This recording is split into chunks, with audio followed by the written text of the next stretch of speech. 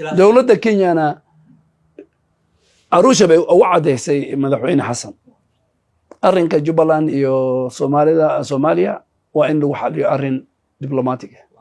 sidaad u aragtaa khilaafka gaar ahaan Jubbaland marka aanu ka hadlayno Jubbaland waxaad sheegtay in diblomaasi lagu xaliyay laakiin waxa intaas ka duwan ayaanu aragnaa in bishii January ee sanadkan madaxweyne Axmed Maxamed Islaam oo ishayaan dawladda dhexe uu ka soo degay magaalada Nairobi iyadoo hawadii Soomaaliya aan la garanayn cidda u furtay diyaaradii madaxweynaha Jubbaland ka soo qaaday adigoo waxaad si og sidaad ay dhihi kartaa waxa ka mid tahay diblomaasiga la wadi waan gartay ma wada hadal ayaa socday wada hadal buu ahaa diblomaasi waa دولة كينيا أيا جبلان كسو قادة أحمد مدحوين حسن مدحوين روتو مدحوين جبلان إماتيسي يا وحن كودي وحاي كميدي هيت قايب كميدي هيت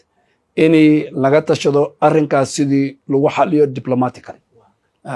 ولين هذا الجامد ويفرنت هالكي وحلا جارسية مركا meesha warka u gaaro waan doontaa waan baa socotaa waan gartay marka waxa gudub oo aad Kenya ahaan ku sameeyeen Jubbaland inaad u tagtaan madaxweynaha ma ahayn waxaad gudub ma ahayn anaga waxa ku dhahay mowqifka anaga Arusha lagu sheegay waan gartay anaga waxaan ka dambeynaa dawladda federaalka ee Soomaaliya boos dawladdaas ayaa la simanahay halka waan waanta ee socdo goorma muhiimadana waxa weeyo inay nabadgelyada security-ga Soomaaliya dadka Soomaaliya u dhashay dadka ajnabiga NGOs ka shaqeeyaan xuduudka annagoo mid oo walaal oo dawladda federaalka ee dawladda Kenya ay horseed u yihiin dawladaha federaalkana ay naga dambeeyaan inay nabadgelyada security-ga Soomaaliya ee Kenya la xaliyo sifacinigiisu dawladihii hore oo Kenya مواقف ربنا هي قبل صوماليا لكن مدحوينه ويليام روتو هذا وحاوي chairman ka East Africa Community oo Soomaaliya qayb ka tahay maalinta aan soo galnay ilaa hadda policy-giisa waxa weeyo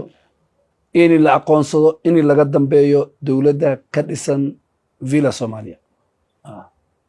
xiriir fiican ayuu leeyahay madaxweyne Xasan حرير في عن أي دولة كينيا لا هي federal government كصوماليا وأن أباهن هاي وينوباهين جنا عسي وين أي نقد حياة دتك أي ديارك إمادان صوماليا ما ننتي أفرك إمادان شن ويأذان مركا وحنا وربا أن مهمة سنة إن كان نقولنا عالمك dadka rabaan inay Soomaaliya degto wadan